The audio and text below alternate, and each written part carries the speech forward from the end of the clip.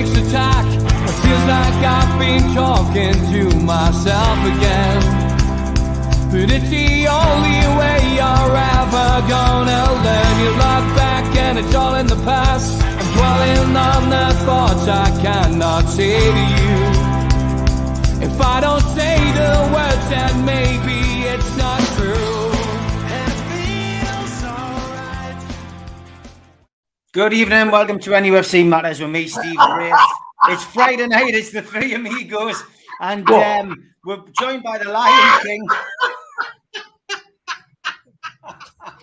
Sorry lads, I was just running a bit late. I was having a little bit of me time, a little bit of pamper, bit of a face mask, So I've just had to jump on when I can. It's not a Lion King, it's a TIE fighter pilot, man. Can you not tell?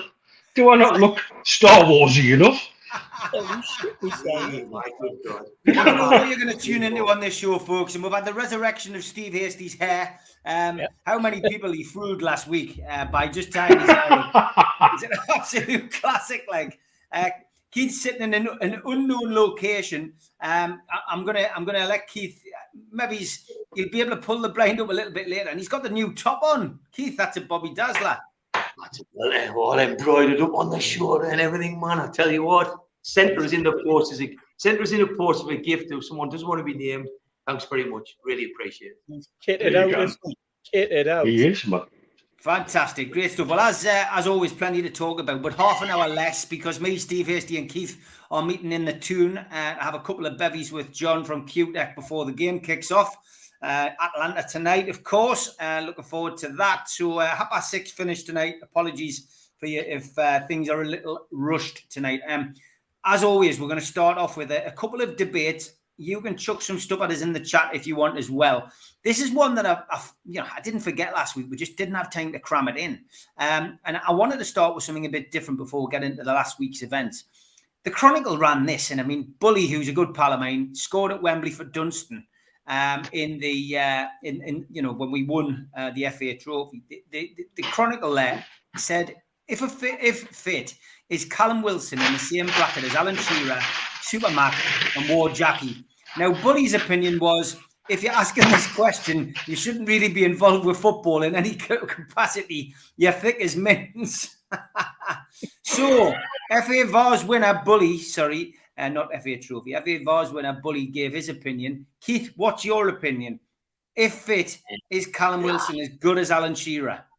I think it's an unfair question, and I think for the Chronicle to put that in, they want to get a look at themselves, because why would you try and draw a comparison? It would be like saying, is Elliot Anderson going to be as good as Peter Paisley? Let them get to that. Let them achieve as much as they can, and then draw a comparison. But three of them aren't playing. Callum Wilson is still playing. It's unfair to Callum Wilson. He's doing a cracking job, and when he's fit, he does do a good job. But Alan Shearer is probably the best centre forward that played in Premier League. McDonald was probably the best centre forward I saw growing up, as a kid. And Milburn was just legendary. And Shearer and Milburn broke all the record books. So to heap that on to Callum Wilson, you've got to just say to yourself, where's the benefit? And answer that question. I just speak straight. In my eyes, no, he's not. Because when I watch him play, I think he's great. But he doesn't give us the kind of confidence by having what I call a proper centre forward. And I'm not meaning anything there, but when Shearer played, you could play with a lousy side. If Shearer was anywhere near, you had a chance. McDonald made goals out of nothing. Wilson's a very good finisher, but I just don't understand. It's clickbait, isn't it? Because the only time you bring that up is if you're trying to get people to react. And anybody that's being honest and straight is going to make a reaction that you talk about three legends, three exceptional players. I just think it's totally unfair on Callum Wilson. I think if he got answered, he'd just laugh at it and just walk away. So What is it intended to do? I don't know. But for me, you've got to keep them. I mean, look, this is what newspapers do now, Mitch, isn't it? It is clickbait. Good to see you back to your old self, Neil. But yeah. But my skin's lovely though. Your skin's lovely though, yes, fantastic. But yeah, just give us your views on that article. I mean, look, it's a nonsensical question because Alan Shearer has got up here. You can't also. It's very, very difficult to compare players across eras. And you're talking about 3 players there across a lot of eras. I think this reinforces something that I think people sometimes underestimate about the weight of the number 9 shirt on a player's shoulders and where it comes from. And sometimes it comes from the press. And if you want the perfect example of that, talk to my mate Tony Loma about, second youngest player ever to score for Newcastle United. Back page headlines, he's the next Jackie Milburn. That really, really hangs heavy on your back. And here we are again. Here's another number 9 that we're suddenly piling pressure on. It's no wonder Joe Linton is happier in the 7.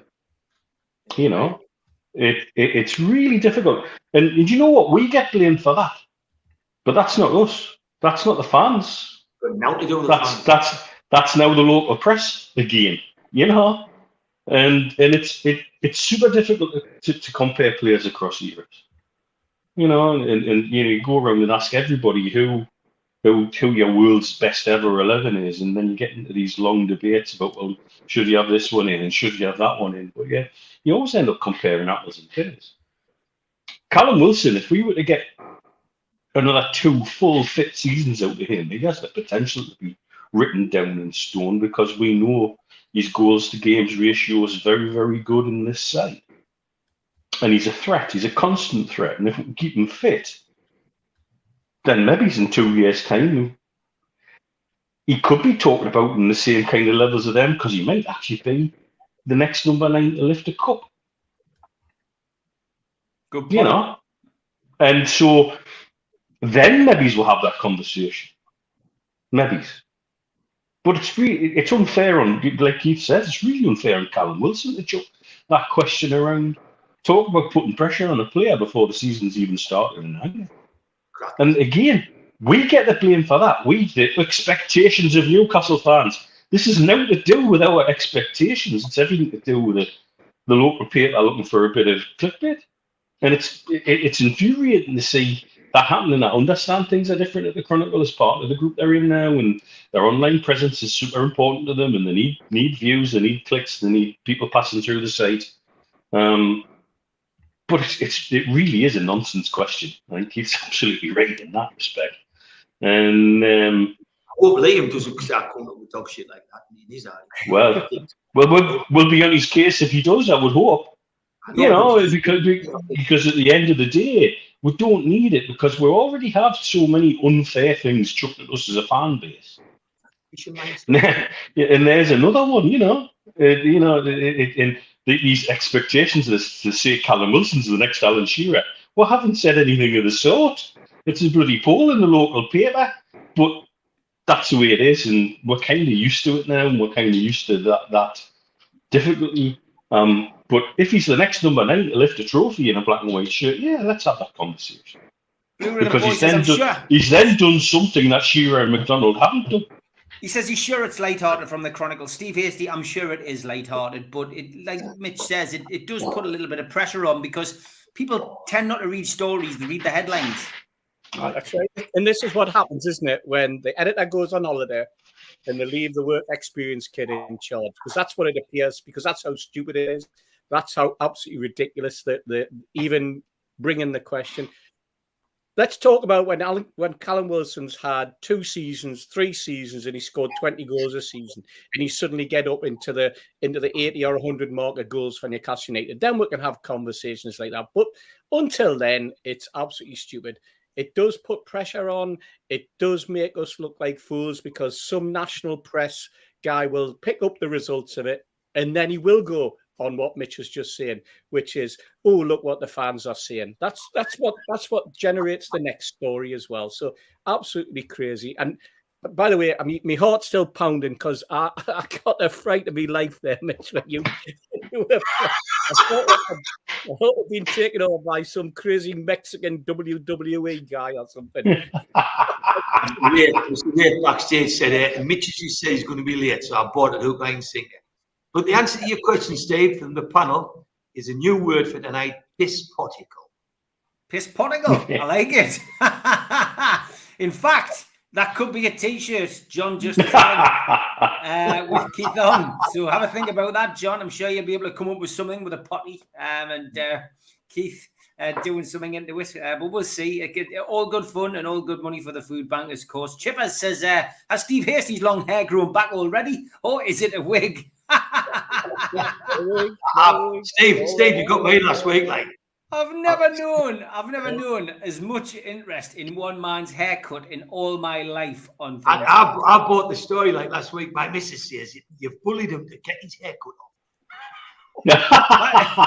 By the way, Spenny, you mentioned this the other week. Yes, John is going to look into doing the Mitch Budgie Smuggler. I think it's a good idea. 100%. So John will be looking into that in due course. And we are going to, John and I are going to be doing the old Only Fools and Horses shortly. We're going to take out a stall on the quayside. So we're actually going to have a visible presence on a Sunday morning down on the quayside. So we'll let you know when it's opening. We'll have a grand opening. But we're going to be selling T-shirts out of the suitcase in the van. So it should be good. Look forward to seeing a few of you down there, and people will be able to come down, get tickets, and support the food bank as well. We're going to do a few bits and bobs for the food bank down there. So get yourself down. Okay, the other thing I want to talk about was a really good interview, Keith, with Eddie Howe again. From Craig Hope, and just to give you an idea of what it was about. Craig was tweeting a couple of things this week, and this is one of the quotes direct from Eddie Howe. He goes, "The calls in the car on loudspeaker about transfers, they're difficult when you've got 3 kids in the back. It's absolute mayhem." And the bottom line with this interview just shows you that even when he's supposed to be on holiday, Keith, Eddie Howe is that dedicated to the job.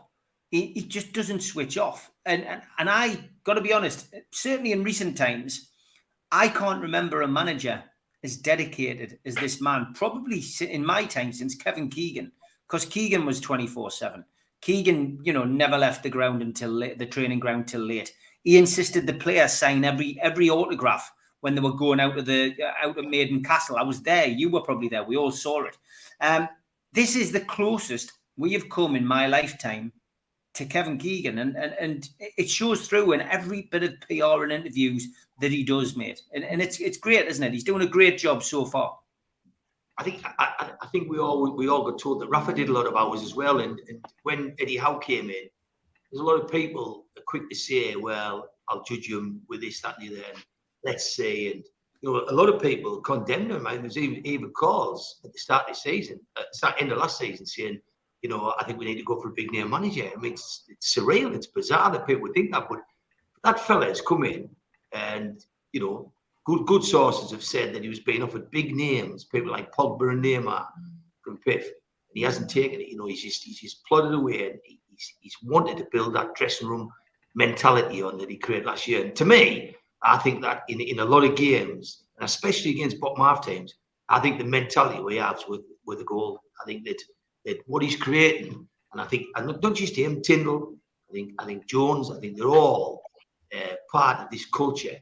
And when you read articles of people like John Joe Shelby and how much he wants to be at Newcastle, you read articles of people like Sean Longstaff last week saying anything that man has to do, I just do. Could you imagine him saying that about Steve Bruce? So I think we underestimate. They say that the story I got was that the people who think Eddie Howe's a quiet, unassuming bloke should go on the training ground. They said because he's a hard, strong bloke. Very, very in your face when he needs to be, but very, very. They say he spends more time. Sean Longstaff said he came to me early on and said, "I understand your contract up," and he says he's worked with us from then till now to get the contract and to drive us on. And when a kid who's been badly treated as he was by Steve Bruce, you come out with that, it speaks volumes of the man. just how he was brought up by his own parents. Eddie Howe must be just a nice bloke, but I reckon he's not a soft bloke, but he's hard. He's extremely hard working, as you've touched on, Steve. And I just think we're lucky to have him. And, you know, we've realised in the transfer market this summer that we can't just go and snap up all the players we want. You know, and there's players, you know, we talked about, I wonder if we could get Nunes. We weren't in the bidding for him. You know, and we've got to get realistic and realise that players can be fickle. Some demand they want Champions League, some demand they want playing assurances, and that's something Howe's not keen on. But for me, he's ticking a lot of boxes. And you know, I taught a lot of lads who's gone for a lot of years, and they say, I've got a lot of faith in this fella. So I think Eddie Howe, you know, and I remember last year we said, he'll get this season and part of next. I think you've got to watch Eddie Howe for 2 or 3 years and see what he comes up with. I think he is much better than what we probably thought he was when he came. And I think there's a lot of people could be excused for saying that Eddie Howe was one of the only ones available. Maybe he was the best around at the time. I think he's an exceptional job, and I think you don't want to keep people like Bruno happy at that level without having something special about you. But Bruno, Joe Linton, you know, they play him with a huge smile on their face. The big test we all know is St. Maxim. If he can get him to work and graft and fight and smile, I think it'll be huge. And it'll set the precedence that he can look after, you know, what we would term the maverick kind of player. But Eddie Howe's doing a cracking job. Yeah, Mitch, there's no doubt about it. You know, Eddie Howe has certainly got a lot of brownie points in the bag from his performances with his backroom staff last season.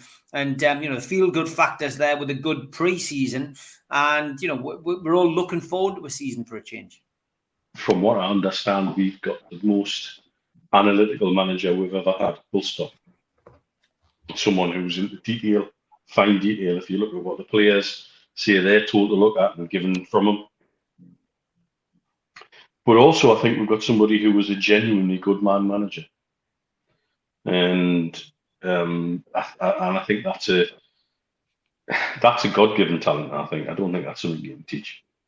I think somebody who really can just manage every aspect of the squad, and that's what he wants in his squad. And I think that's why he's being quite determined to make the additions he would prefer, because that helps him manage that squad and lock down everything as it is. And I think I gather the hours he puts in, I feel for him if he's been doing road trips on speakerphone, talking transfers. I remember guiding a young house officer through an oral surgery procedure on a speakerphone where he's driving to France once. That was fun. And it's not easy to do. But it shows how absolutely involved he is, absolutely 100% at every level and every level of detail. And I've not heard anybody say a bad word about him. Even people who've been left out of the squad and dropped from the 25 haven't badmouthed them. There's nothing come out from the back, and nothing leaked out the way it certainly did under the previous manager. You know, and I think that's significant. You know, when you've got people like Isaac Hayden sitting on the sidelines knowing he's not part of the 25, but making sure he's involved with the squad as much as he can be and supporting in every way, shape and form the way we were, that's significant. And there's only one man responsible for that, and that's the manager. Steve, it's one of those things when new managers come in, you know, we expect to get a bounce. We didn't get that with Eddie Howe. We got a major slide, and we looked as if we were going to slide into the abyss. The fans had faith in him. Obviously, they had the takeover as well, which of course was keeping everybody's spirits up. But you know, Eddie Howe got it right. He's certainly got the bit between his teeth, hasn't he? Reading these interviews of late. Oh yeah, absolutely. It's really interesting, isn't it? Because exactly everything that you just said there is absolutely true. You know, the slide that we had when he first got the job, coming in late, the takeover, etc. But I think what you've got in Eddie Howe, you look back at his career and you think, well, he did okay. Obviously, he played. He was injured. He lost, he lost the ability to play professionally at quite a young age.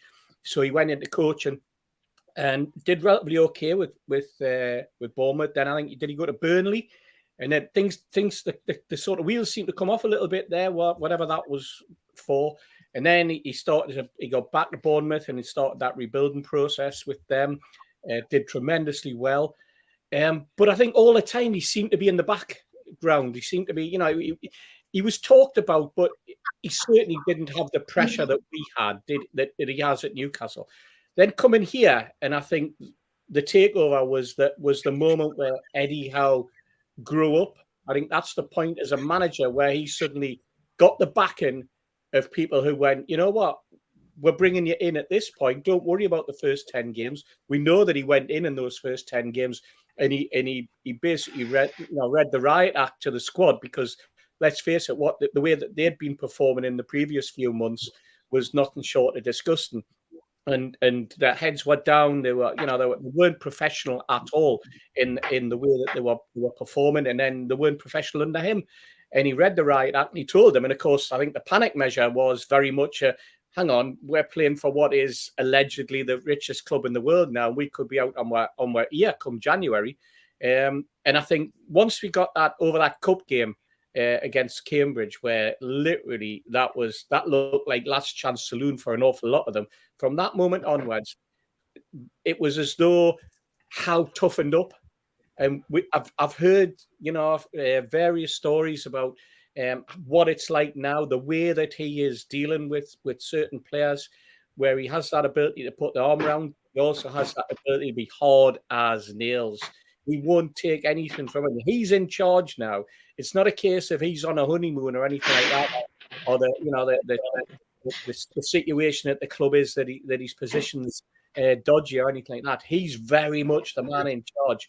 And I think also when you listen to that interview and some of those words that came out of Dan Ashworth, and how that was followed up with, the comments on, Eddie Howe still has a massive say in who's coming into this club, and that says an awful lot for the position that he's been able to build, and the way that he's approached the job, and the way that the owners have looked at him and gone, you know what? Yes, we're backing this guy, regardless of what players might think. You don't back the players, you back the manager. The manager's job is then to manage the players, and that's what he's doing, and that's what he's doing well. And the players, some of that squad, or most of that squad, have now bought into it, and we've saw that on the pitch in terms of performances, in terms of results, and the enthusiasm. Well, it's second to none, isn't it? I think in any club in the Premier League at the moment when it comes to the terraces. It's so exciting to start this season. I think everybody's on a buzz going in there tonight and tomorrow, and then where we'll be come next Sunday, once he sits down, of course. Yeah. He's playing up to the chat. People are asking. I'm playing to the chat. He is playing to the chat. And people are trying to guess where Keith is. He's not in Blue Velvet. He's not in a class at school, although he should get detention if he was there. But no, guess where Keith is. I'm sure is he in Hitler's bunker? He's not. I'll give you a little clue in a few minutes. I'll good stuff. Good stuff. I'm okay. getting distracted, by the way. I'd like to say I am getting distracted. You're all getting distracted, so I'm going to do the day I met. We've got to fly through these tonight because we've only got an hour and 5 minutes left.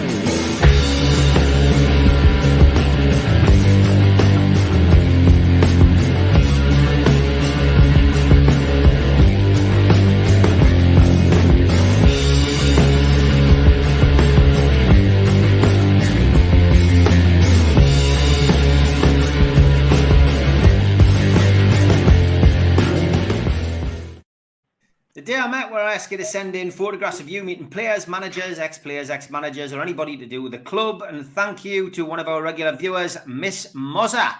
She went, does this count for the day I met? And she sent in some rather nice photos of the panel. Keith Patterson, Steve Hasty there. That's lovely, that. Who's that in the middle? Mr. Mozza. That's Mr. Mozza. Mr. Mozza. And there's Miss Mozza. Mrs. Mozza. Mr. Mozza. Keith with some raffle tickets in his hand. And I don't know who this guy is. No. That's that C-grade celebrity from Middlesbrough. Mark Benton. Ronnie Cray. Miss Mozza, thanks for sending them in. Get them over to me at stevewraith, and we will feature the day I met for you on the show.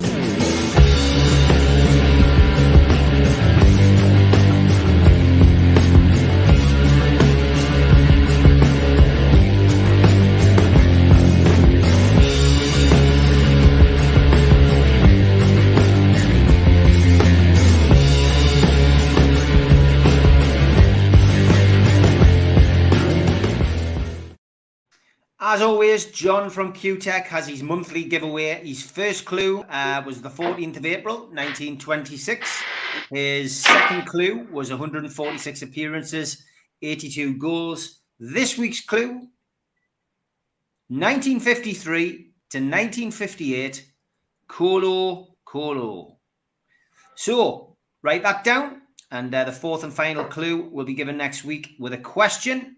And the first person in the chat with the correct answer will win the prize, which we will announce next week.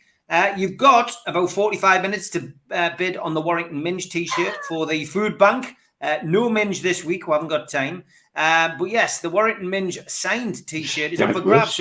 So get bidding at stevewraith on Twitter and help the food bank, please. Going to give a shout out now to the sponsors. Big thank you, as always, to the lads at Spider Miner, the only cryptocurrency miner that can mine 5 different cryptocurrencies at the same time whilst using virtually no energy. And it's VPN protected. Buy yours now at www.miner.spidervpn.org. Thanks to Skips and Bins, telephone 0800 25 45 25 3. Email inquiries at skipsandbins.com. Website www.skipsandbins.com. Easy contract free and pay-as-you-go waste collection. Thanks to L&G Family Funeral Directors, 01913897245. And Gardner Healing Dispensary, CBD Hemp and Cannabinoid Specialists, www.thegohd.com. Their new shop is finally open on Nunn Street in Newcastle. Thanks to Away Day Clothing. And thanks to qtechshop.co.uk, the makers of pool tables and snooker tables in Wallsend, Newcastle, and the guys who run our website, nufcmatters.com. Thanks to Mr. Vicky's handmade sauces in Cumbria. You can find information on them from mrvickys.co.uk or 01768 210 102. Thanks to Media Arts for all the help with the video side of things, and for uploading the podcasts to iTunes and Spotify and all other podcast providers. If you can get yourself onto the links now, they should have been updated. Neil interrupted his holidays to do that, bless him, because he was getting sick of everybody asking where the podcasts were. Big thanks as well to everybody who supports the show and all the moderators. If you want to subscribe to the show, we had 49,000 subscribers this week. Hit the NUFC Matters logo in the bottom right-hand corner and you can subscribe for free. We still do 7 shows a week, varied shows, something for everybody. Hit the thumb up under the video to like the video. It does do us a big favor. And click share. That means you can share it to your Twitter, your Facebook, your LinkedIn. All of that's free, but it does help us a great deal. Hit the join button underneath if you want to join and make a small donation to the channel. If you want to become a fully fledged member of the NUFC Matters cult, then you can go to nufcmatters.com and select membership.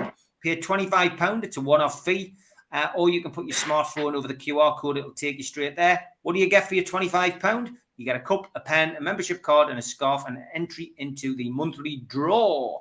If you are a subscriber, we do chuck you a car sticker for free, but you need to email John at nufcmatters.com to get it. Don't forget, we do support the food bank, who will have a presence tonight, I would imagine, at the ground tonight and tomorrow behind the Gallagher, usual place. But if you aren't going to the game, you can still help the food bank by donating virtually at nufcfansfoodbank.co.uk using the matchday bucket. The Alan Shearer ball is reaching the end of the line. $2.99 a ticket, still a couple left. Limited to 99 tickets. Enter now at nufcmatters.com. And if you want to take part in the Super 6 score predictor, join the Matters gang, enter into our own league, £10 per entry for the season, cash prize winner every month, exclusive Manager of the Month t-shirt, and a cash prize for the overall season winner. Trophy and Manager of the Year t-shirt. Sign up now at nufcmatters.com. And I think we're over the 50 mark with that now. So it'd be nice to have a few more in, but that's a nice healthy number for the NUFC Matters Super 6. Don't miss out on that. lots of great reports on the Peter Beardsley Soccer School this week. August summer camp is taking bookings now. Get yourself to peterbeardsley.soccerschool.com to make your booking today. And just a shout out for this one, still a few tickets left. An evening with Frank Clark and Gibbo, Monday the 5th of December at the Tynemouth Surf Cafe. Tickets are limited to 35. It's a small venue, but get yourself along there. It's going to be a cracking night. Get yourself onto Tynemouth Surf Cafe's website or Facebook for more information. Okay, Keith, we touched on this a little bit on Wednesday's Geordie's Here, Geordie's There show. Newcastle took a loan out this week. A lot was made of it. I'm not even going to endorse the newspaper that came up with a ludicrous back page headline about us being skint. But, you know, just give us your views on that and the overreaction in the media. I'll put the relevance together. PIF have got 492 billion in assets, in reserves. So it'd be like stevewraith, who doesn't drive, go and get a bank loan for $5,000 and spend it on a couch, and people saying he spent it on a car. It's just totally irrelevant. It's hideous that the newspaper picked up and put as a headline. It's nothing at all that Newcastle fans should worry about. Aston Villa's just done it and won't make the press because, you know, they haven't got the sort of following that we've got. But in reality, it's just the most stupidest thing the newspaper will ever publish, because Newcastle, if they do anything, it'll be to improve their accounts, to improve their FFP, to just basically just to tidy up the admin in the club. And they'll do 100 things like that, and people will guess and get all the reasons wrong. But when somebody tells me, I mean, I said to Steve Wraith, he picked up one day, he says, so the next thing we see is PIF skint. They're the richest group in the world. Like, get over it. And the problem is people don't get over it. But when somebody worth, just, I don't know if people know the numbers, 492 billion. I mean, do they understand that there's 1,000 million in a billion? Or do they not understand that? And then they think they're going to have to go cap in hand to HSBC and get 140 million. This is proverbial petty cash for these people. And when they do things, they do it for a reason. And they're playing the game. They're playing the Big Six, they're playing the cartel, they're playing the EPL. Their game is that they will comply in the best way their sharp accountants tell them to. But honestly, not worth worrying about, folks. Not worth the paper to wipe your ass on. He's assessed that pretty well, Mitch, hasn't he? Aye, it's a credit facility that nearly every club uses to get their hands on the cash now and not at the end of the season. It's that simple. And it may be used for transfers, it may be used for day-to-day expenses, but it's a way of extending that credit facility so that we can get the money now. Aston Villa have just done it for 2 years, not 1, 2. Why do they have to do it for 2 years? One wonders. Because they're going to spend all that money now, not in 2 years. But that's what they've just done. And there's no hoo-ha about them doing it. It's a non-story. Everybody needs to understand that Ashley had a similar deal with Barclays. There's absolutely no reason why we would want to use Barclays given certain situations. So we've gone to HSBC. And that's not about a link to PIF. It's more to do with the history with other parts of the ownership group with Barclays. So we're not going to use Barclays. It's that easy. It's not about being skint, for God's sakes, but it's also doing something within the boundaries of FFP that's legal, proper, and ticks the boxes. And we're going to do everything we can. If it's sauce for the goose, it's sauce for the gander, is what Stu said on Wednesday night. And he's absolutely right. If everybody else is doing it, why can't we? Yet we get sensational shite like that from a shitty newspaper, desperate for attention. To be honest with you, I'm amazed they picked up on it because they're too busy shafting Saudi over live golf, and we're kind of flying a little bit under the radar at the moment, and that's the way I quite like it. But yeah, it's a non-story, it's a nonsense, and everybody needs to just chill. Yeah, I just want to say well done. No prize for guessing where Keith was, but in a particular road. I think Tim Cairn got it first. He says the Irish Centre. Well done, Tim. But also Anthony Manuel guessed correctly. Sir Keith is in the Irish Centre, said Sefton Mag. Ian said Irish Centre, correct. He's in the Irish Centre, says Michael. Even my buyers in America got it right. And Keith's in the Irish Centre, said Simon Nicholson. So well done, all of you, for getting that right. Steve, your take on this ludicrous story that was put out.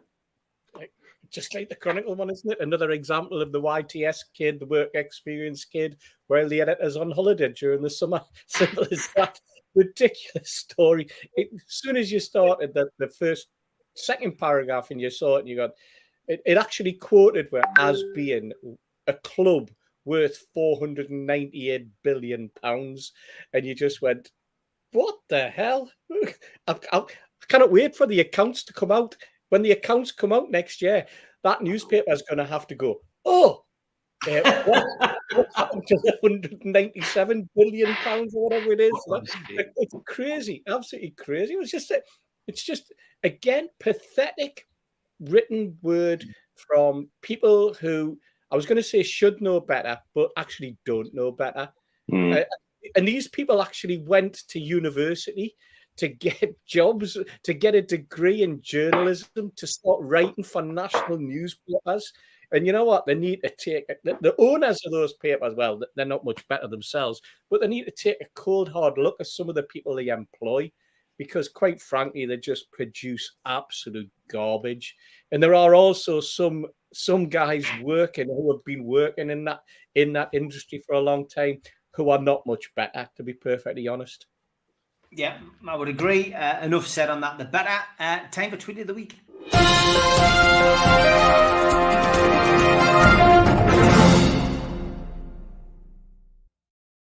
Tweet of the Week's weird. Sometimes you get some bad weeks where there's not a great deal going on. But this week's been a particularly good week, and I've had to be harsh. And some people who've sent them, I haven't been able to include them because it's a shorter show. So we'll crack on. Mark, I love this photograph. You just got us just right as Mitch revealed his budgie smugglers there. Honestly, fantastic. That was just one of the funniest moments, I think, on NUFC Matters for such a long time. So thanks for sharing that, Mark. Much appreciated. It was brilliant, yeah. Tinsy, Terry, thanks for this one. He went bit harsh. If you see someone drowning, lol.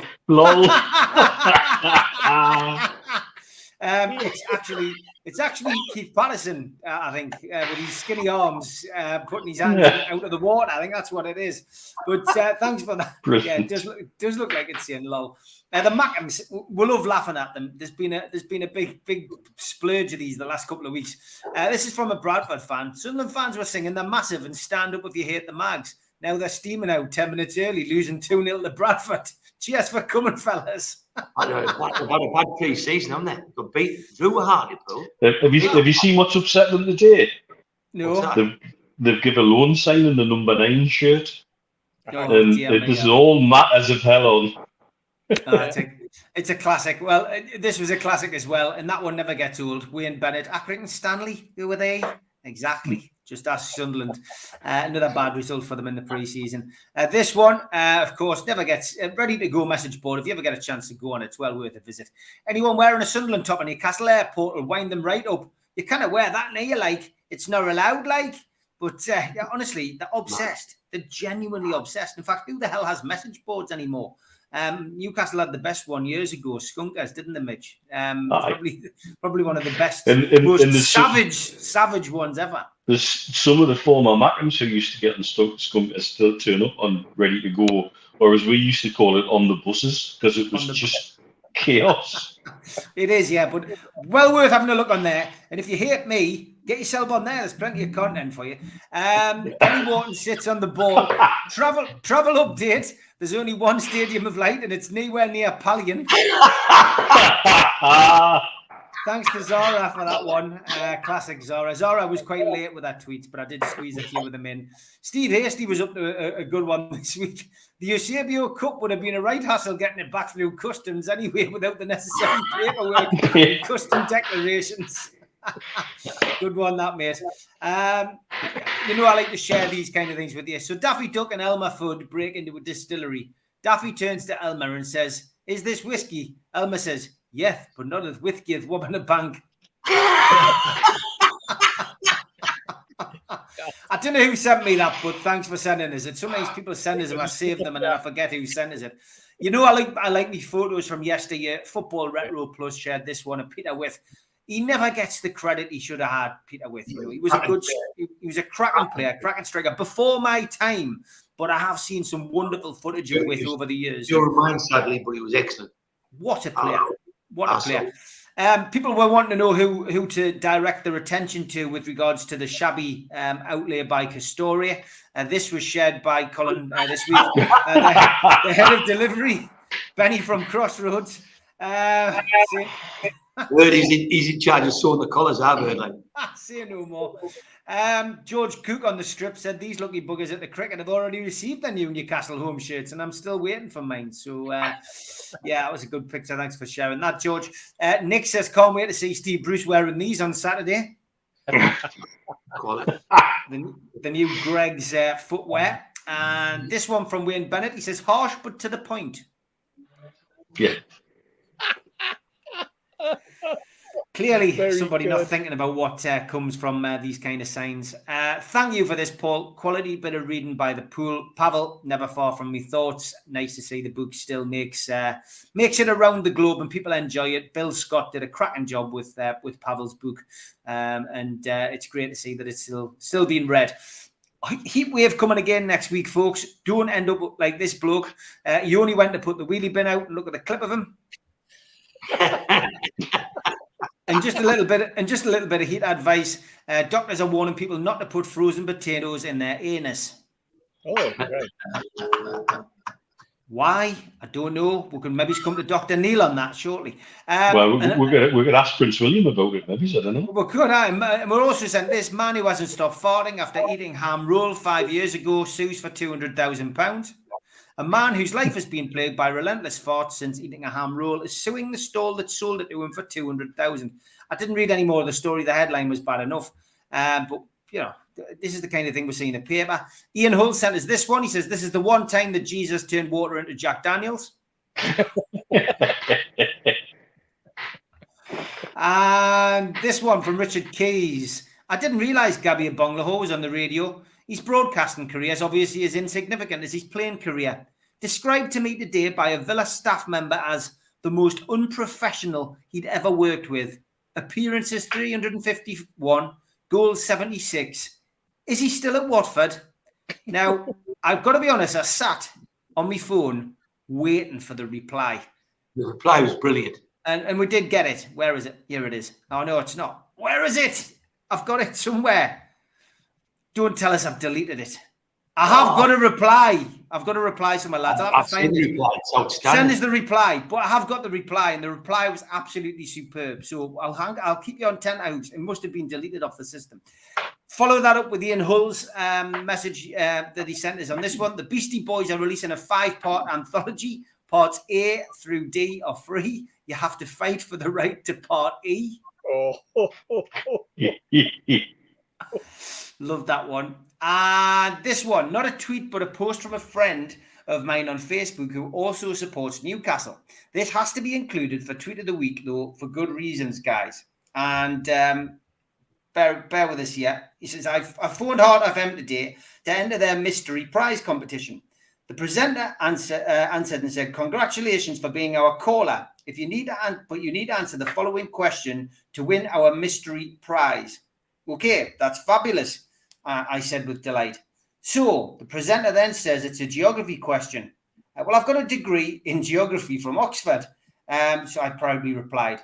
I used to teach geography in A-level students for the last 20 years. Okay, then. This is a prize. It's 2 VIP tickets to Sunderland game at the Stadium of Light and meet the players after the game. What is the capital of France? Bradford, I replied.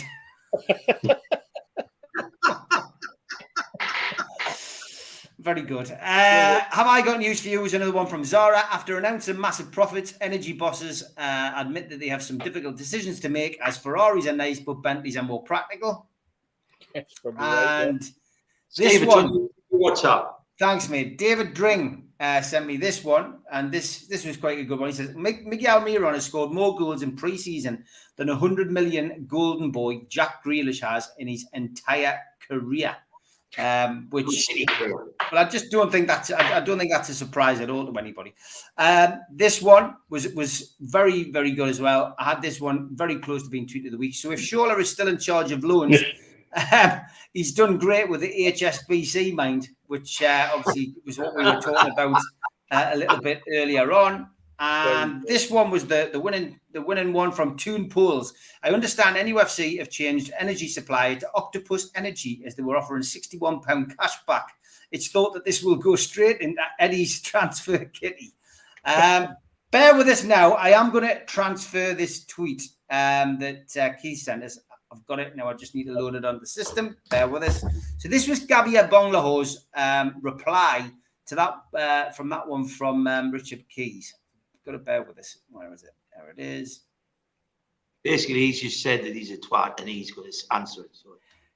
So Gabia Bonglaho's reply was, speaking of insignificance, and after being fired for sexism and getting your wife mixed up with your daughter's best friend, I also wasn't aware that I'd let you back on air. But keep using my name to stay relevant, hairy hands.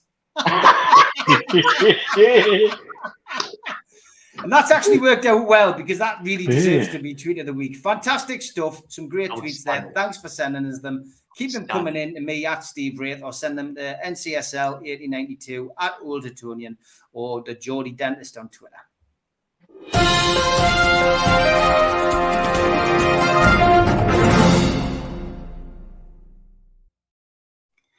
Tim Cairns is just wanting to know, putting it out there for the panel, Savaloy with peas, pudding, etc. for a hangover. Full English for me, like. For a hangover, full English, extra toast. Yeah. Honestly. It's the last thing I would have is Savaloy with peas, pudding. Not even like Savaloy, mate. You see, being in this part of the world, I've got a fondness for shakshuka these days. All right. Is that what's that following through? It's been can be, it depends how the irritable bowel's going. It's basically it's a baked eggs dish on a base of like tomato sauce with peppers and all sorts in it, and you can have it with spicy sausages. It's fantastic for a hangover. Okay, Steve, is that best eaten in budgie smugglers or full decade? Oh no, always the smugglers, mate, on the balcony. You know, get topping up the tan. That's why I've had to have my face mask, man. My skin's just, you know, it's vital to moisturise when you're in the sun. Steve, Savaloy and peas pudding is a hangover cure. Oh no, just coffee and more coffee for me, I'm afraid. And then the colder it is outside, the less number of coats you have to and jumpers you have to put on. You just go out in the freezing cold. That's all. That's the only thing that seems to work for me. I can tell you that. All right, we're going to move on. We're going to move on to this one from Peter Robson, and Dougie's got a question which I'm going to tie in with it. Even and all, question for you to ponder on: what point do we see the club having to break its wage structure to get the world-class players that we will inevitably need to close the gap on the cartel? And I'm going to double it up with this one, Keith. Dougie Morris says, question, guys, do you think we'll smash our transfer record this season on a player or January window in 2023? So when are we going to start, doing what most people, I think, were expecting to happen straight away? I think it's easy to ask. The first question is quite easy answered. We'll smash it when we need to. And you could argue that we need to do it now. I don't disagree with that. But when a player comes along who's better than Bruno, better than Joe Linton, better than Botman, or a striker, because you know that strikers make considerably more than players further back in the field. So typically, when a striker comes along, Newcastle say, "Let's get him. We need him." I know all the fans would love to see one coming now. I think that will happen then. Dougie's point is what was Dougie's question was. Do you think we'll break our transfer record, now or in 2023's January window? I think that's a great question, Dougie. But I also think that it's a bit of an unknown, because everyone who professes to know exactly what's going on would be a league ahead of Ashworth and Eddie Howe, because they don't exactly know what's going to happen over the next month. we've got a month ahead of us now, August. It's going to make or break it. But I was talking to somebody the other day, and they were talking about that Brozier plays for Chelsea, and somebody who's seen a lot of him, he says, Keith, I swear to you, he's the next Shearer. And I said, really? And I didn't see that when he was with. And then I read some more about him, where people were saying that he was. I tell you what, I'm getting some distractions here, lad. I feel as I've rented half a room. I felt that Brozier was a good young'un, but then I was told by someone who'd seen a lot more than I had that he's a bit special, that he's a real handful and a really hard player. He's like Shearer in that sense. So I thought, oh, great crack. But if a striker comes down, supposing in August, they decide that they need an Isaac or an Osimhen or players of that ilk, then they'll have to smash it. So I don't think they're frightened of smashing it. I think they're just very careful. If they seem to play over the odds for one player, they'll play over the odds for every player. And so what they've done is they've got Botman at probably less than what we thought. They got Hope for a fraction of what they were asking for in January. I think Target was a lean deal. And when they're bidding for people, if you look at Paqueta, whether we've bid or not, the rumours was 70 million euro. Now I'm hearing 34 million pound. There's a massive difference. And I think by being astute and careful, you're telling people we're not going to be taken for mugs. There's not going to be a Newcastle tax. And if there is, we won't trade you. So yes, I think we'll break it. I'm still hopeful we break it in August. Still very hopeful that we break it in August. But they will only break the wage structure and everything else when needs be. Because you bring somebody in tomorrow and you sit to someone, right, there's 150,000 a week, which was rumoured in the likes of Lingard and that. You'll have Sid Maxim, you'll have Bruno, you'll have Botman, you'll have everybody knocking on the door wanting more money. And Eddie Howe said that behind closed doors, that he's aware of 5 or 6 players that would turn up and would demand more money if you brought because we've got clauses, parity clauses in that contract. Yeah. So just bear in mind, it's all right bringing somebody in for 150,000, but that could ban all the wages of 5 or 6 players overnight. So I think when you bring somebody in who is an exceptional striker, it'll come with a premium, and I think Newcastle will do it. So I'm not worried at all that. But Dougie Morris, answer your questions. Yeah, I'm sure there's minimum 2 more signings coming in August. Neil, I mean, you spoke about this on Geordie's here, Geordie's there, but I mean, it's just that, it's that when can we start competing, do you think? How far down the line do you think the transfer window will be where Newcastle are going to be able to bring in those players and put that kind of money out? When the deal is right in their opinion. That's it. When they feel like getting the right deal at the right time, they will do it. Then they won't hesitate to do it. And if that happens this window, it'll happen this window. If it happens the next window, it'll happen the next window. Happens the window after that, it'll happen the window after that. It's the right deal at the right time for Newcastle United. We are not going to be taken for fools. We've already made that clear. There's clamped down on the club in terms of stuff getting out and agent chatter even now. There's NDAs being handed out by like confetti. And so, quite rightly too, we are doing our business our way. We are, or at least we have to be mindful of FFP. That's been put in place to protect those above and to make it difficult for those below to get up to those above. It's quite clear of that. And it's quite clear some of the amendments in the last season have been utterly and totally aimed at us because people are shitting themselves. And now Chelsea, everybody forgets how big a loan did Chelsea take out, by the way, and nobody spoke about that. All we hear is what great businessman Todd Bowley is, and he's putting dinners on for the rest of the Premier League executives because he wants to be such a nice guy. They are struggling to do deals. Barcelona are doing deals like it's going out of fashion, but if they don't sort their wage situation with De Jong out, they're not going to be able to register them. And they've already had to do that with 2 players in the past. Yep. And so, as this market seems to be stalling, like we said on Wednesday night, we're entering almost like it's almost like the turn card in a poker game. and everybody's still got skin in the game, and we're looking for somebody to blink. And we'll take advantage of that because we don't want to blink, because if we blink, we'll have our pants taken down, and we don't want that to be seen. But I think if somebody, if the club, if the manager, if Ashworth, if the owners feel the deal is right, they'll do whatever it takes to bring the right person to the club. I believe there's some players with parity clauses in their contract. I haven't had that confirmed. But equally, if you bust the wage structure, there'll be people who are automatically elevated. That happened with Shearer, if you remember, when Owen came. And that actually did cripple the club a little bit financially for a period of time. And so all these things have to come into play.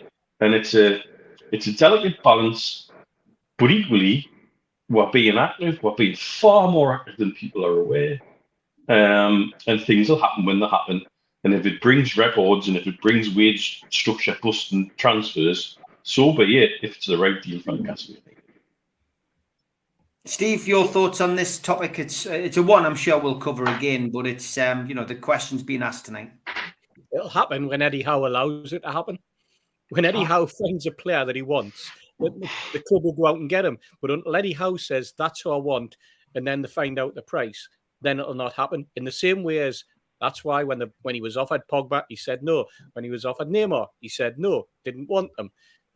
PIF and the powers that be wanted them. They wanted to have that marquee signing. They wanted someone. They're looking for someone that they can advertise as being a Newcastle United player when the teams walk out in the World Cup in Qatar. But no, Eddie Howe said no. I don't want it.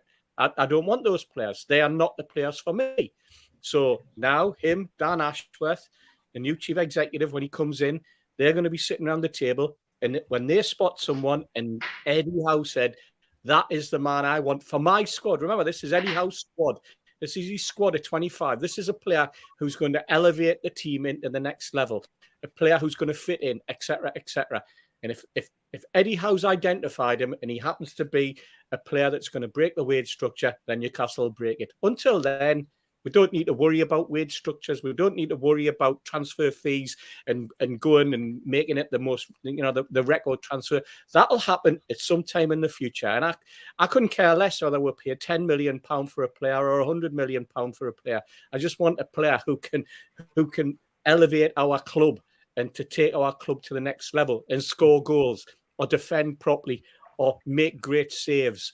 That's what I want, or create in the midfield and excite me on a match day. That's the sort of player we're looking for. That's the sort of player that Eddie Howe will be looking for. And that's the sort of player that the board will be delighted if we get. Good stuff. Good answers as always. Can I say something? You know, when Howe goes out, he trusts Dan Ashworth to go make a signing that you least expect. Like Steve Wraith sometimes says to me, he says, if you could bring anybody on this show who's, unexpected, he trusts me to go and find them. I was in the bar downstairs in the Irish Centre, and I would come through, and I knew the lookalikes who come at night. And I saw a bloke who was the ringer of Joe Linton's dad, and he also looked like Johnny Allen. And I says, if hell freezes overnight, I'm going to get him on this show. I'm going to get him on the show. And honestly, come here. Look how I've got on the show tonight. Yay! Good God. All right, boys. How are you doing? It's John from qtechshop.co.uk, the makers of pool tables and snooker tables in Walsall, Newcastle, and the guys who run our website. Man with a question. And I was sitting there every time I moved over before, people said, this kid got stage fright.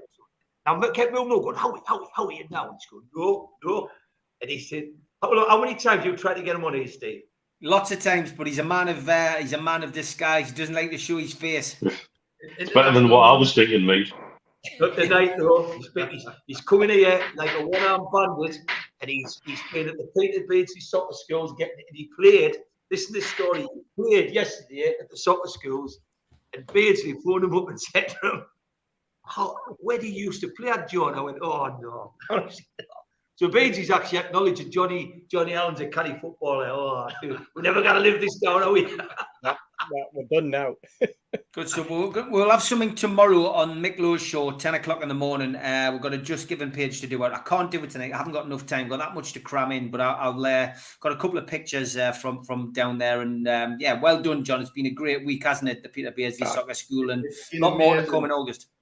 It's been amazing. And to see Peter up close, bearing in mind he's been an idol of mine since I was 8 years old. To play an hour with him on the pitch yesterday, the man never put a pass astray. 61-year-old, unbelievable. He played one half on our team, and I think the score was 7-1 at half time. He switched halves in the second half, and they won 3-0. That's how good he is. And John Allen was marking Peter Beardsley, I'd like to add, in the second half. He put us on me arse. And he still thought you were good. I'd given out to see Johnny Allen run round with one arm trying to mark Peter Beardsley. I've been sitting here since the show started, and it hasn't been a problem not to get involved until he said earlier on about somebody putting down in print the biggest load of shite, and I had to bite my tongue because I thought it was going to be his letter.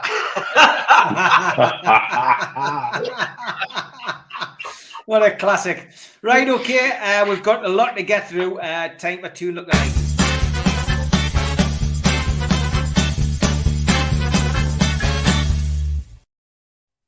As always, lots of these to get through.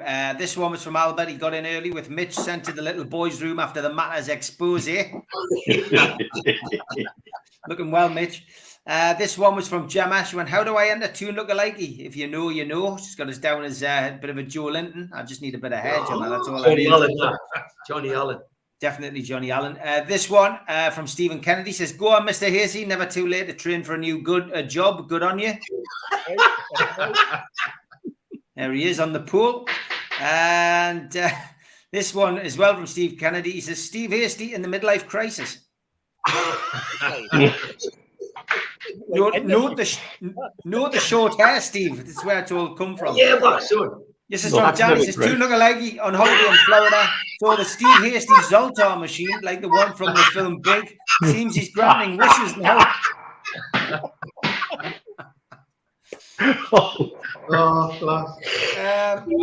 This one was from Mick. He says, was this Steve Hasty back in the day?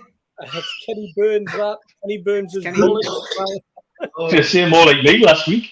Wayne Bennett says, you just want to wonder who this is. So do we, Wayne. See, I'm getting yours out of the way early. Wayne Bennett says, the two Steves arriving for pre-match drink season at the town. Oh, I mean, that's a bit unfair on me, like. Albert says, guess who?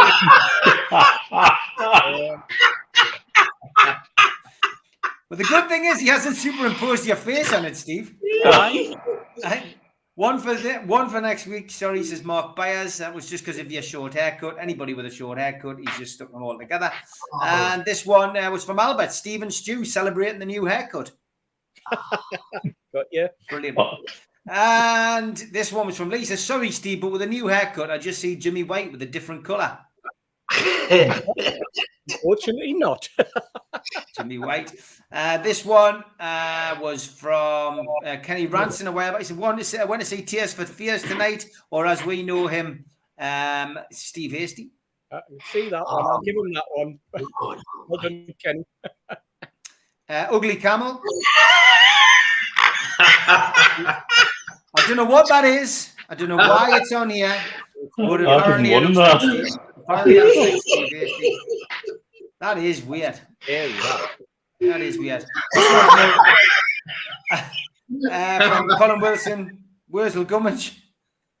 Is that because he's been stuck in so many fields recently? Jimmy Moore says, two lookalike new education minister Steve Hasty flipping off spectators at 10 Downing Street. That's from Jimmy Moore. And this one from Wade Bennett. Is that a young Steve Hasty? Yep. Yeah. Yep. Albert says, now Hasty's retired, Steve Wraith takes up the baton. That was a video, which obviously we can't see. We've already used that one. This one would have been Neighbours' final episode tonight at 9 o'clock. We'll miss it because we're at the match. Catching up with Neighbours, and then he's just transformed me. I don't know who I am. In fact, I think the only one is Steve Hasty's Harold Bishop, isn't he? Looks like Mitch with the good glasses on. It's me. Right, Mitch. I don't know. Yeah. I've never watched Neighbours. Bottom left's me and top right Steve Hasty. I've never watched. I just don't know who the people are who they've been superimposed on because I don't watch Neighbours. But thanks for that anyway. Gareth Vardy says got to be a contender for tweet of the week. I missed this one out. When your wingman has, he's just drowned there. I don't know why that one's in there. This one, I love this one from Terry Armstrong. A young Geordie dentist enjoying his first meeting of a legend. Meanwhile, on the other side, a tall Ben Jacobs joins in the fun. So it does, you're going to have a good look at that one, but that does look a little bit like Ben Jacobs and definitely looks like Mitch. And this one, think Mitch has forgotten his budgie smugglers. That was from Rita Oxley. I deliberately didn't zoom in on that picture because I don't want the channel to get shut down.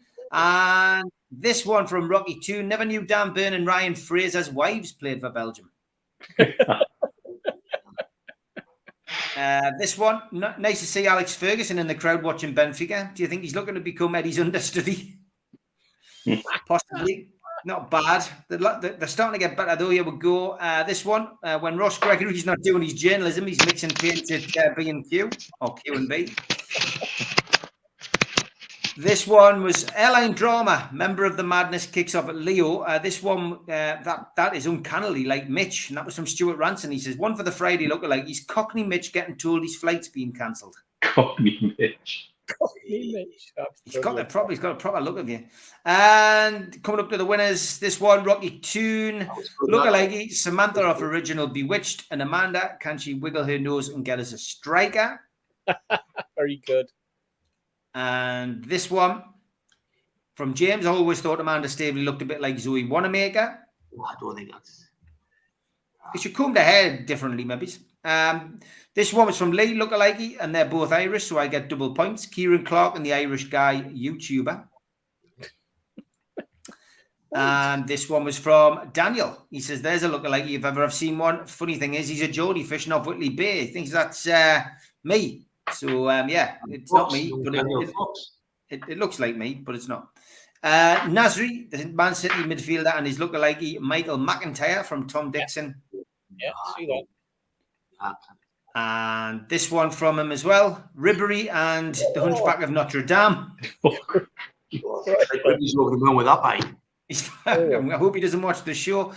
Brian says, Mitch walking onto the three Amigos yesterday. Next week, it's overdressed, Mitch. This is where that much gig, eh?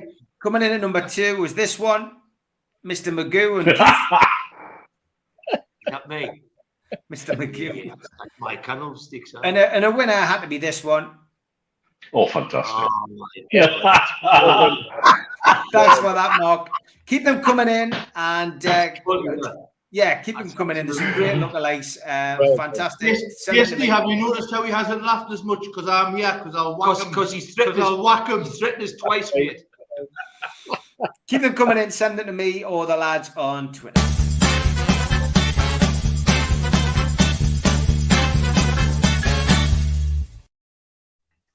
I'm Toadfish apparently on the Neighbours thing. Mitch was Joe Mangle, said Jules. Right. So there we go. Nice to put a name to these. There we go. Jacob says Steve W is Toady, Keith is Carl Kennedy, Mitch is Joe Mangle, and the other Stuart is Harold. So there we go. We've solved it. Thanks for solving that. So lads, we're going back to St James's Park tonight. Keith, it's an opportunity to see, I guess, what they've done inside as well. As it's going to be nice to see some of the players playing, and it's going to be nice just to be back in there and sampling the atmosphere again. But nice to see what they've been doing to the ground. Well, with the pictures that's come out, we've seen, there's obviously been a lot of decoration done, but it might go beyond that. I mean, when you see photographs that's been leaked, you kind of determine exactly what's been done.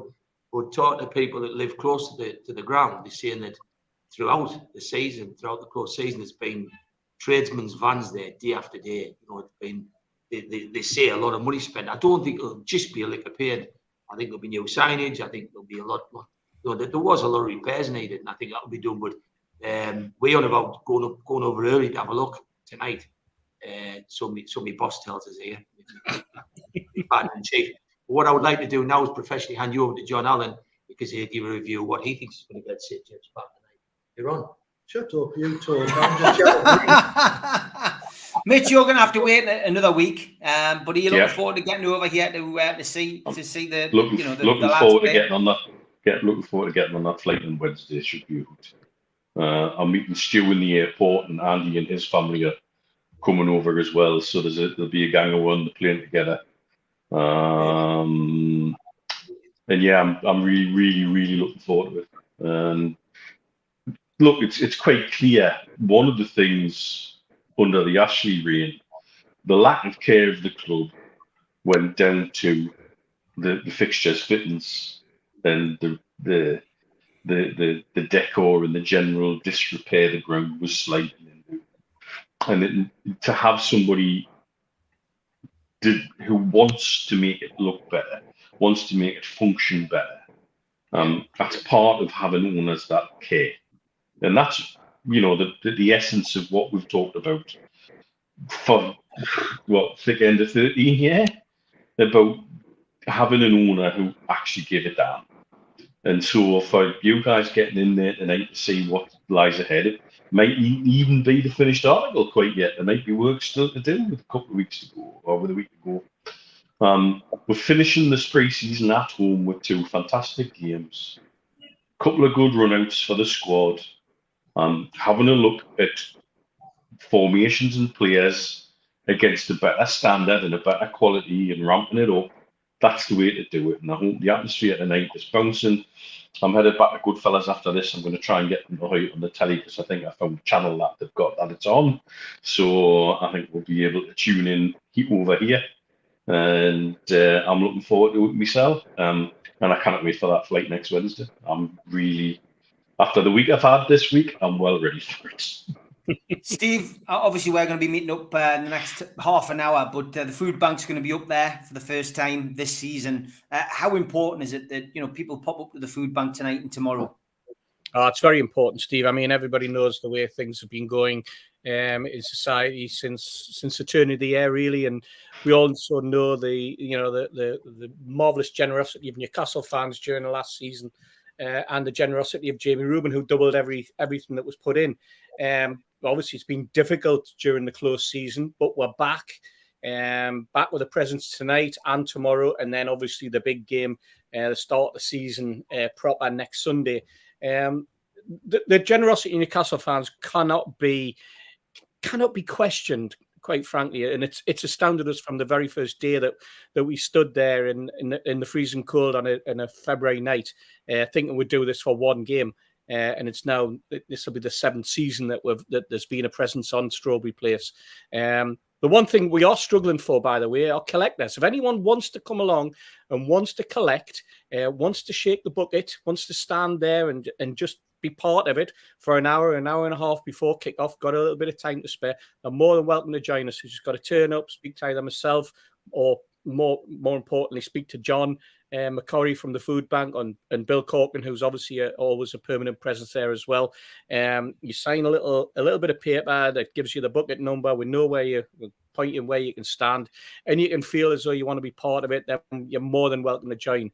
That's just as important, having the collectors, as it is having the donations coming in, because this is collectively a thing for the fans. This is something that was put together by supporters, and it's the supporters' generosity that's kept it going, and it's supporting some wonderful causes now right across the city. It's not just the West End Food Bank, it's now the Newcastle Food Bank with presence in the West End, presence in the north of the city, and presence in the East End, in Heaton too, and in Baker, and spread its tentacles right, because the demand is there, the need is there. And as we're going to go into what's probably going to be a very, very long, hard winter for an awful lot of us, not just those who are relying on the generosity of the food bank, but everybody, and everybody's going to be cutting their cloth accordingly. But it also means that we need to focus our attention that little bit closer on those who will really, really struggle. And that struggle is only going to get bigger as the weeks and months go on. So before the season even starts, we'll say a big thank you, but we also keep shaking the begging bowl, if that's the phrase that we want to use, and thank everybody. Yeah, Steve, remind us, give us a nudge tomorrow. I've got an idea I want to bounce off you. by the way. It ties in with when I got you to do a little stint on Dubai Eye over here with Chris McCarty. See if we can get some more food bank awareness in this part of the world. Do you think it's a realistic thought that we've got a game next week and we are going in light up top? Do you think it's realistic that the club will go out the way in the next 7 days to try and get a striker? You know, do you think that's can you see that happening, lads? If the deal's there, it'll be done, Keith. It'll be done. Yeah. I think it'll be between now and the 1st of September. I don't think we'll go into the full season without a backup to Callum Wilson or somebody who can give him a run for his money. I just genuinely don't see Newcastle being that daft. But I don't know whether it'll happen before the season kicks off. I think it's asking too much, and I think there'll be a lot of business done. There hasn't been a transfer window that I can remember in recent years where all the big deals were done on the last day. They all seem to get done early, especially by the big six. But I still think there's a surprise. I'm not taking that off any information about it. You just get that feeling that there's going to be a big one. There's a hell of a lot of legs in this window, and the reason is that money go around doesn't happen as freely as it usually does because certain clubs are hamstrung, and so it's a very different type of business at the minute, and it's going to go down to the wire for a lot of clubs, I'm quite sure. Yeah, it will do. Okay, time for Elliot's section.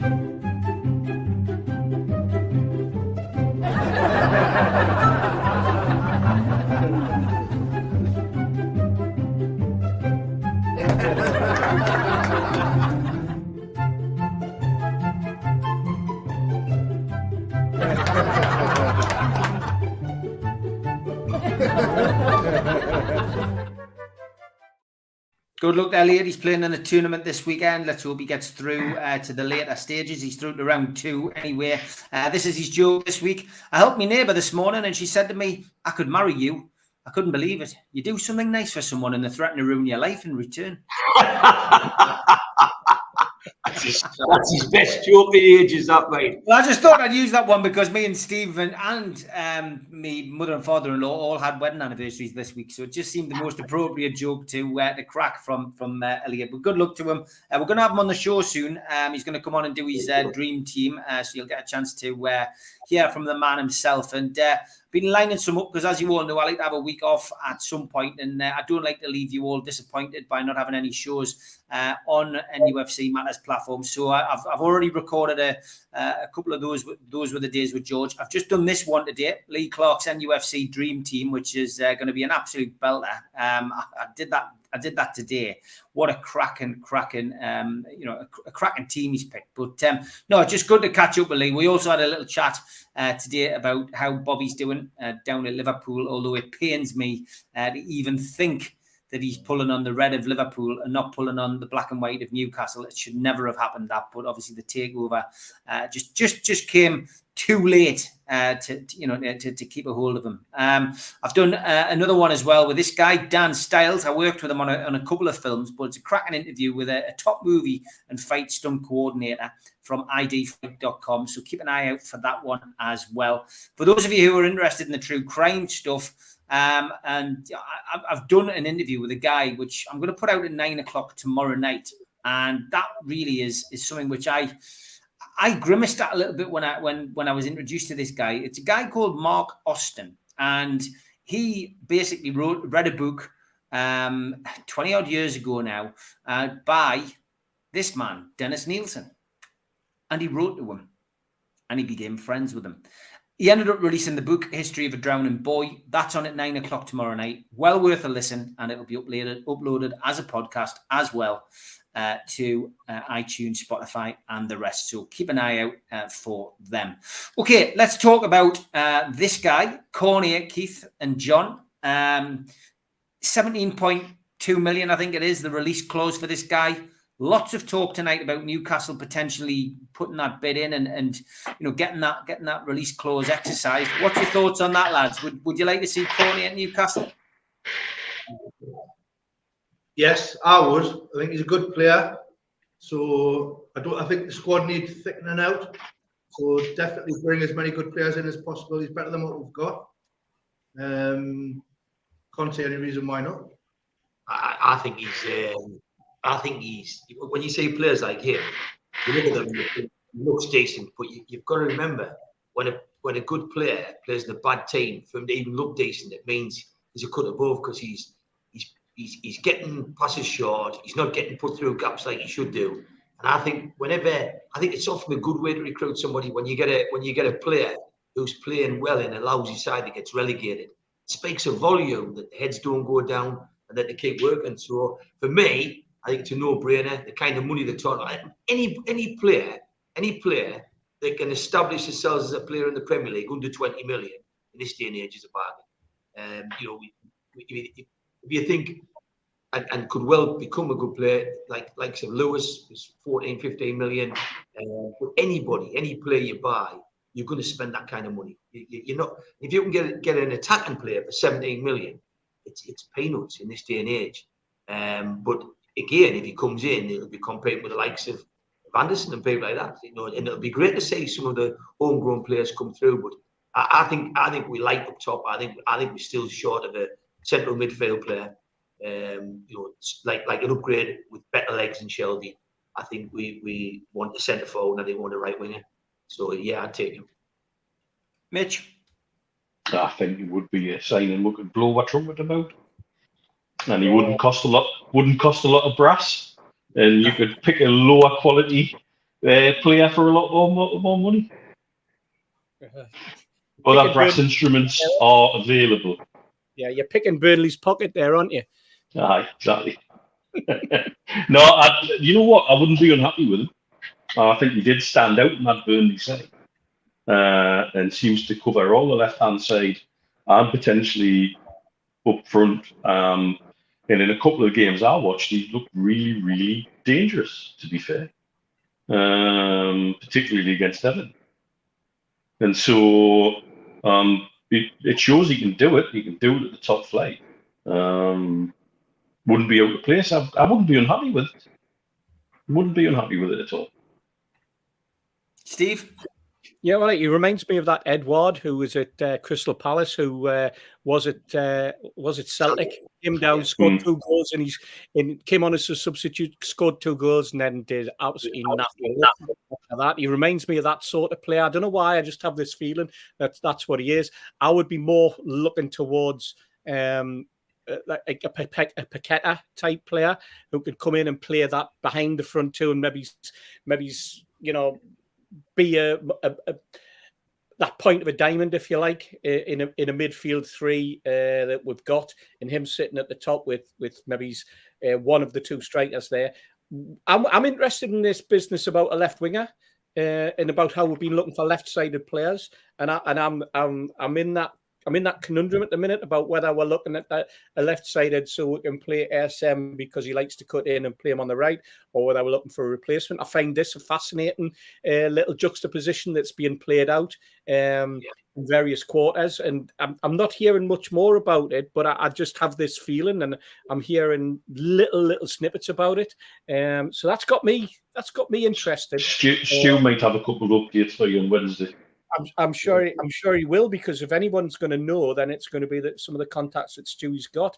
So I'm looking forward when I see him on Wednesday, or on Thursday, that he can shed some light on that. No, I mean, for me, I would question the fact that Coney and there's a clause in it, and obviously they want rid of him now because it's Burnley and they want the money, and he doesn't want to drop into a lower division because they got relegated and all of those type of things, and that worries me, quite frankly. And I think that Newcastle United will be looking for someone better than that. They'll be looking for someone who is an awful lot better all round. I just don't think that he's the player that would necessarily be the spark that we're looking for as a striker. He would probably be coming in as someone who's sitting on the bench and is there if Wilson's injured. I think if Steve asked the question, would you rather have Paqueta? I think we'd all have said, well, without a doubt.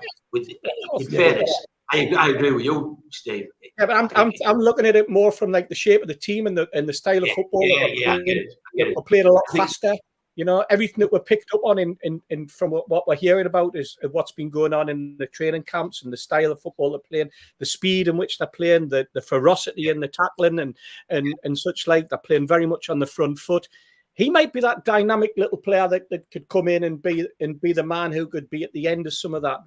And I might be totally wrong. You know, we saw Burnley playing that very direct last season, and he did score some goals. But I just think that a lot of ours is going to come from that flamboyant midfield area. I think that's where it's going to come. And I think that complements the likes of Wilson. And I think Wood is there as a target man to give you another dimension if needed. But I think what he'd be looking for is he'd be looking for more attacking midfielders who would then fit in with the two he's got. Unless he's got the opportunity for a really big signing that we talked about earlier, that's somebody that Eddie's already identified, and until it's him, it'll probably be nobody.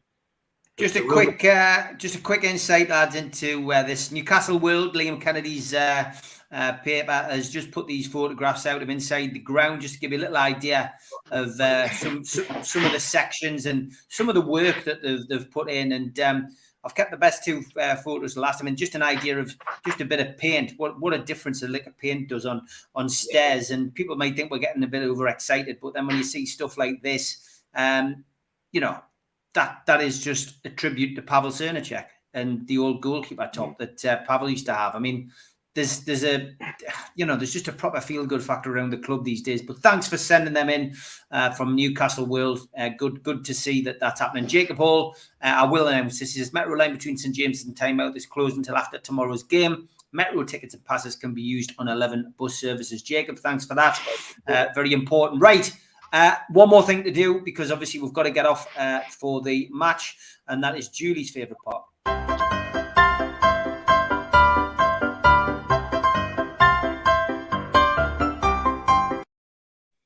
Short but sweet. Baldy. Thanks, Jaden. Simple as that. Simple as that.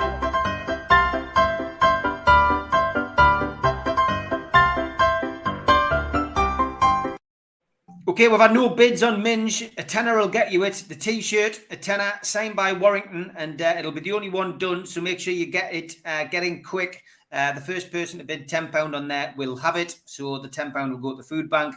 So get your bids in at Steve Wraith. £50 in for that, Steve. No bother. £50 from John. That's it. Then you need to put it underneath, though, John. Put it underneath. I will. Can I just take this opportunity to mention to Mitch that sorry, but I never managed to get your tickets for the Nottingham Forest game for you and Stu. So don't get excited about this. The thing is, you'll be dealing with me representative if that's the case, Mr. Mitch, the good thing is I've got your bar over here that you can watch it in. Classic. Okay, without watching Mitch explode, this is the T-shirt for next week. This is the food bank T-shirt. I'll stick it out later. The Three Amigos Fright Night T-shirt. You can bid for that for the next 7 days. All proceeds to the food bank. As always, I'll start that off with 50 quid. Make a bid on the Twitter when I stick it up, mate. That's great. Listen, lads, see you shortly. Thanks to everybody in the chat. Thanks to all the moderators, as always. And I'll be back 10 o'clock in the morning with Mick Lowe's. Enjoy.